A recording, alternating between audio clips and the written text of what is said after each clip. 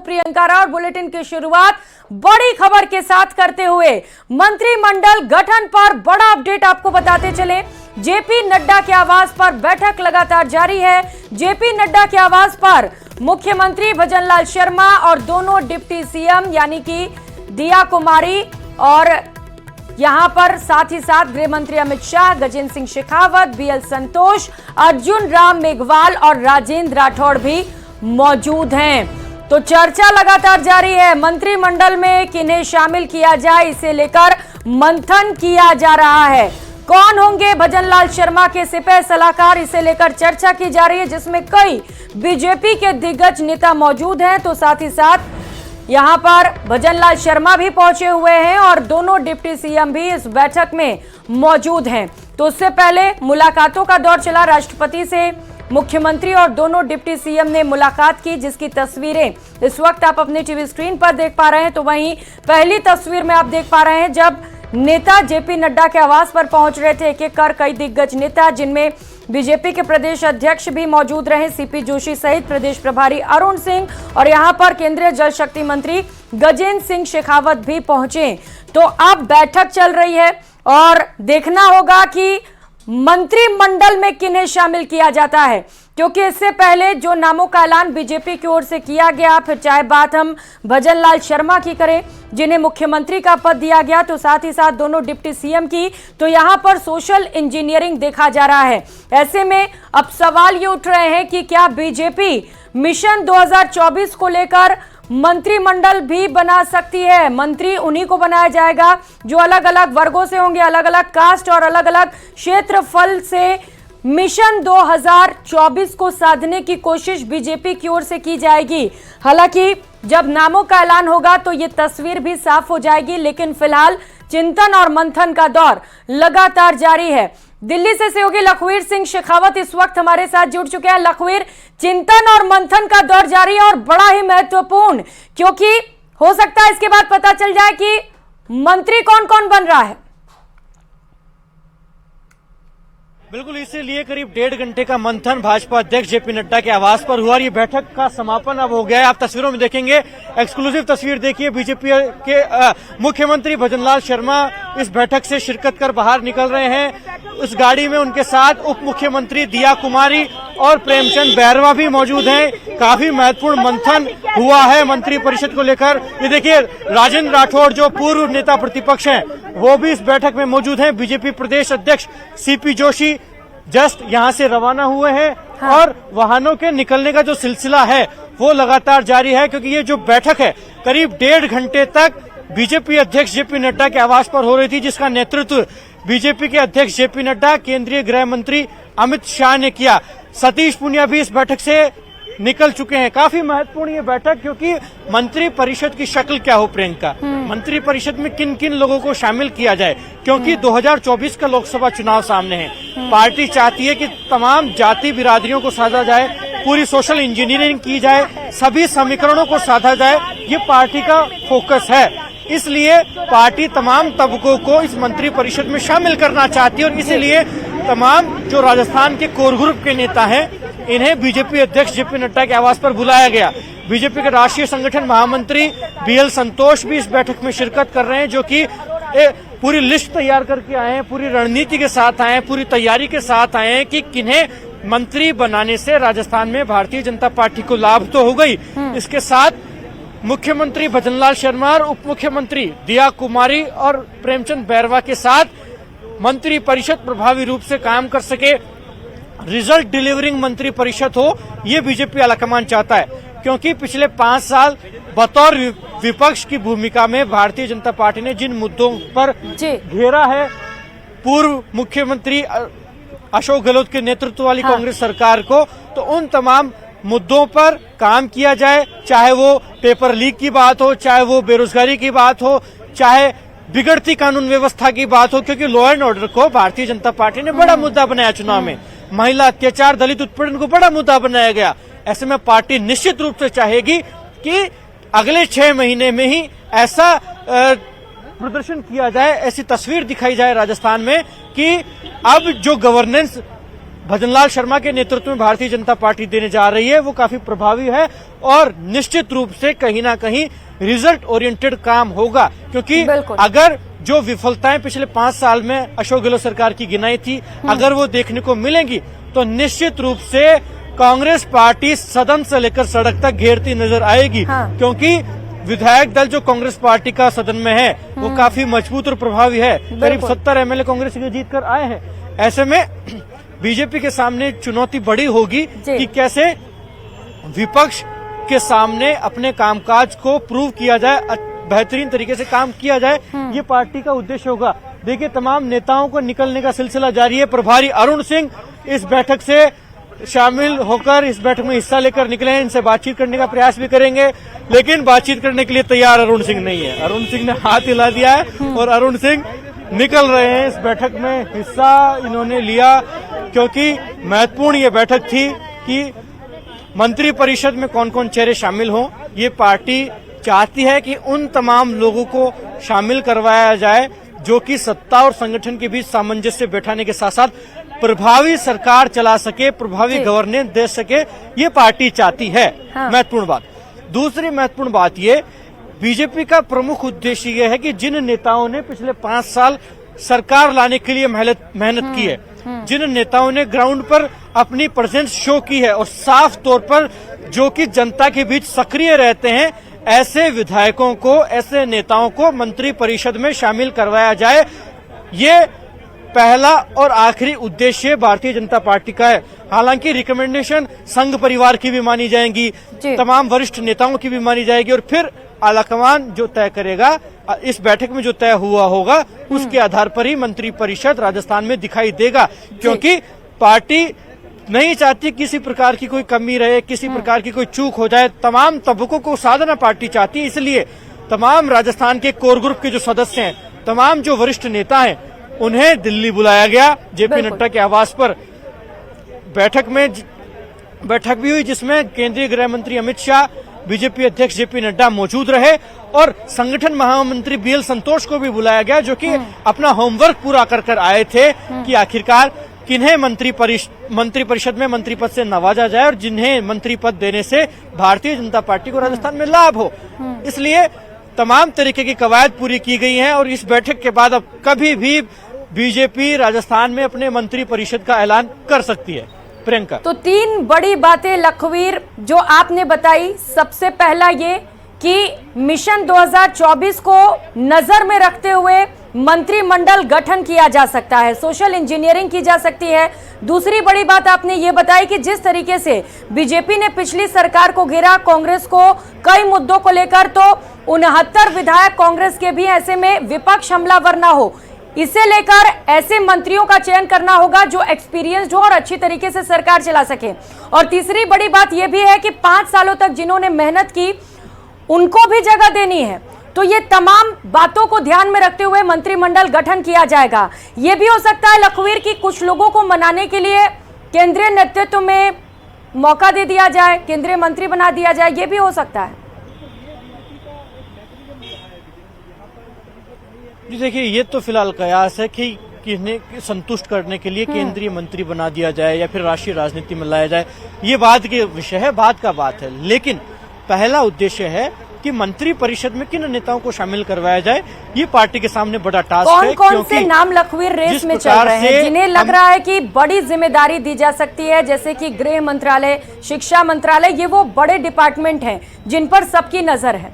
इसे लेकर कुछ नाम चल रहे हैं क्या चर्चाओं में? बिल्कुल, मैं इस पर आ ही रहा था प्रियंका कि करीब 1-1.5 दर्जन से ज्यादा वो नाम हैं जो कि सुर्खियों में हैं, जो कि संभावित मंत्री परिषद में हो सकते हैं। लेकिन एक बात समझनी होगी कि जब भजनलाल शर्मा को विधायक दल का नेता चुना गया, मुख्यमंत्री बनाया गया, तो किसी ने सोचा नहीं था जो 1 दर्जन नाम चर्चाओं में थे, सियासी गलियारों में जिन पर कयास लगाए जा रहे थे, उनमें भजनलाल शर्मा का नाम था भी नहीं। मोदी अमित शाह की जोड़ी ने चौंकाया और ऐसा चौंकाने वाले फैसले मंत्री परिषद में भी देखने को मिल सकते हैं जब मंत्रियों का चयन किया जाएगा। हालांकि जो नाम आप जानना चाह रहे हैं कि कौन कौन वो चेहरे संभावित तौर पर हो सकते हैं जो मंत्री परिषद में देखने को मिल सकते हैं, किन नामों की चर्चाएं हैं, तो निश्चित रूप से किरोड़ीलाल मीणा, महंत बालकनाथ योगी, पुष्पेंद्र सिंह राणावत, हमीर सिंह भायल, महंत प्रतापपुरी, जोगेश्वर गर्ग, जितेंद्र गोठवाल, राज्यवर्धन सिंह राठौड़, विक्रम सिंह जाखल, ये वो तमाम नाम हो सकते हैं जिन्हें मंत्री परिषद में जगह दी जा सकती है। इन नेताओं को मंत्री बनाया जा सकता है। हालांकि साफ तौर पर चौंकाने वाले फैसले भी हो सकते हैं। इस बात से कहीं भी अतिशयोक्ति नहीं है, दरकिनार नहीं किया जा सकता, क्योंकि पार्टी चाहती है कि वरिष्ठता को मौका दिया जाए, अनुभव को मौका दिया जाए। लेकिन सबसे महत्वपूर्ण बात यह है कि पार्टी का उद्देश्य है युवा प्रतिनिधित्व पर, पार्टी का उद्देश्य है महिला प्रेजेंस पर भी, क्योंकि उप मुख्यमंत्री भले ही दिया कुमारी को बना दिया गया हो, लेकिन महिला मंत्री भी अच्छी खासी तादाद में बनाई जाए, ये पार्टी चाहेगी। और उसके साथ युवाओं का प्रतिनिधित्व ज्यादा हो, जो कि बीजेपी का फोकस भी है कि अगले 1.5 दशक तक राजस्थान में बीजेपी की धमक दिखाई दे, और जो हर 5 साल में सत्ता में परिवर्तन होता है राजस्थान में, जो परिपाटी चली आ रही है, उसको तोड़ा जाए। उसको सेंटर रखते हुए, उसको सेंट्रिक मानते हुए ही राजस्थान में भारतीय जनता पार्टी मंत्री परिषद का ऐलान करेगी, ताकि जो भी मंत्री बनाए जाए उनकी जनता में प्रेजेंस हो, काफी प्रभावी तरीके से वो जनता के बीच में उनको रेस्पॉन्स मिल सके, कनेक्ट कर पाए। इस प्रकार का मंत्री परिषद एक्सपेक्ट किया जा रहा है, जो कि आने वाले दिनों में देखने को मिलेगा। हालांकि निश्चित रूप से ये कहा जा सकता है कि कई चौंकाने वाले नाम सामने आ सकते हैं मंत्री परिषद में। संभवतः इस बात को लेकर भी चर्चाएं हैं कि पहली बार विधायक बने लोगों को भी मंत्री परिषद में तरजीह दी जा सकती है। ऐसे में वो विधायक कौन होंगे जिन्हें पहली बार विधानसभा जाने का मौका मिला है और वो मंत्री परिषद में शामिल हो जाएंगे, ये देखने वाली बात होगी। बिल्कुल लखवीर, क्योंकि पहली बार विधायक बनने के बाद भजनलाल शर्मा को मुख्यमंत्री बनने का मौका मिल गया। ऐसे में अब सभी विधायकों को ये उम्मीद जरूर होगी लखवीर कि वो भी मंत्री बन सकते हैं। आपने अलग अलग फॉर्मूला बताए जिसके बिहाफ पर बीजेपी मंत्रिमंडल का गठन कर सकती है, जिसमें आपने ये भी बताया कि युवाओं से लेकर महिलाओं को भी साधने की कोशिश की जा सकती है। अब सवाल ये है लखवीर कि सभी विधायकों के दिलों की धड़कनें बढ़ गई होंगी। अब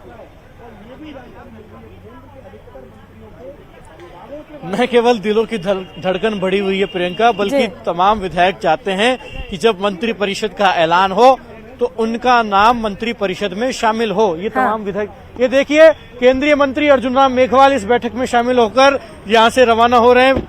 अर्जुन राम मेघवाल इस बैठक में शरीक हुए थे, अब वो जेपी नड्डा के आवास से रवाना हो गए हैं, और तमाम जो नेता जो अभी भी जेपी नड्डा के आवास पर मौजूद हैं, वो भी एक एक कर अब यहाँ से रवाना होंगे और निकलेंगे। तमाम जो नेता हैं, चाहे वो बीजेपी के प्रदेश अध्यक्ष सीपी जोशी हो, पूर्व नेता प्रतिपक्ष राजेंद्र राठौड़ हो, मुख्यमंत्री भजनलाल शर्मा हो, उप मुख्यमंत्री प्रेमचंद बैरवा हो, प्रदेश प्रभारी अरुण सिंह हो, ये नेता निकल चुके हैं। अर्जुन राम मेघवाल निकल चुके हैं, लेकिन गजेंद्र सिंह शेखावत अभी अंदर मौजूद हैं, विजया राहटकर अंदर मौजूद हैं, कैलाश चौधरी अभी अंदर हैं, दिया कुमारी अंदर हैं।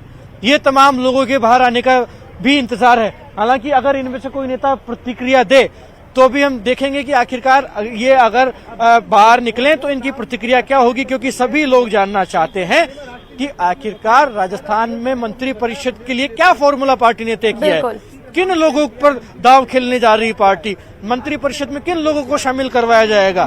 क्योंकि निश्चित रूप से बीजेपी के पास कार्यकर्ताओं की बड़ी फौज है, नेताओं की बड़ी फौज है।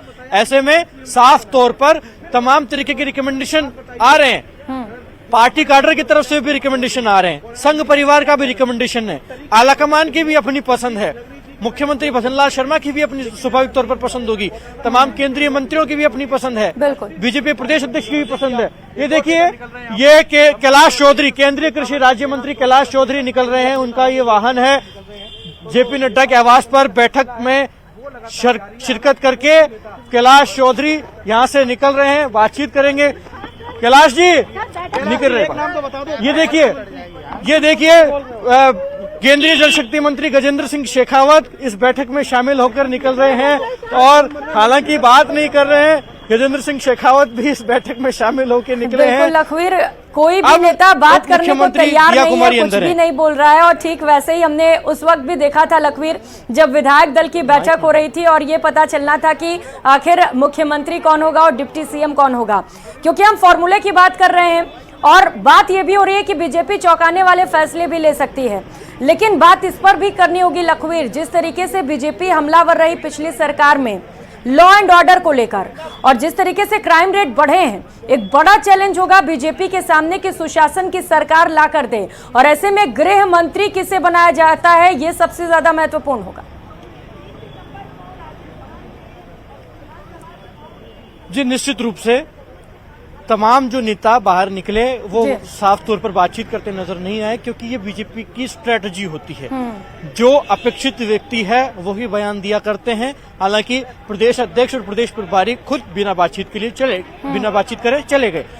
अब जहां तक आप बात कर रही हैं कि किन्हें मंत्री बनाया जा सकता है, अगर जो मंत्री परिषद का गठन होगा उनका पहला दायित्व क्या होगा, पहला उद्देश्य क्या होगा, तो जो पहले मैंने कहा कि पिछले 5 साल जिन मुद्दों पर संघर्ष भारतीय जनता पार्टी ने किया, जिन मुद्दों की विफलताएं गिनाई, जिन विषयों की विफलताएं अशोक गहलोत सरकार की गिनाई, और जिनके आधार पर सत्ता में वापसी हुई है भारतीय जनता पार्टी की, उन्हें कैसे प्रभावी रूप से पूरा किया जाए, उन पर कैसे कामकाज हो, ये पार्टी का उद्देश्य है। और इसी की शक्ल में मंत्री परिषद दिखेगा भी, क्योंकि दलित उत्पीड़न, महिला अत्याचार, बिगड़ती कानून व्यवस्था, बेरोजगारी, पेपर लीक, ये वो तमाम मुद्दे थे जिनके आधार पर मुखरता से भारतीय जनता पार्टी सूबे की अशोक गहलोत सरकार को पिछले 5 साल घेरती थी जब विपक्ष में थी। लेकिन अब चूंकि भारतीय जनता पार्टी की सरकार बन गई है, तो निश्चित रूप से इन तमाम विषयों पर काम करके दिखाना होगा अगले 6 महीने 1 साल में ही, ताकि प्रदेश की जनता के बीच में विश्वास पैदा किया जा सके, जिसके आधार पर इन्हें जीत हासिल हुई है। वहीं जहां तक आप गृह मंत्री की बात कर रही हैं, गृह मंत्रालय के लिए पूछ रही हैं कि किसे मंत्री बनाया जा सकता है, तो निश्चित रूप से या तो मुख्यमंत्री भजनलाल शर्मा स्वयं गृह विभाग अपने पास रखेंगे, नहीं तो किसी वरिष्ठ विधायक को, किसी वरिष्ठ नेता को गृह मंत्री बनाया जा सकता है।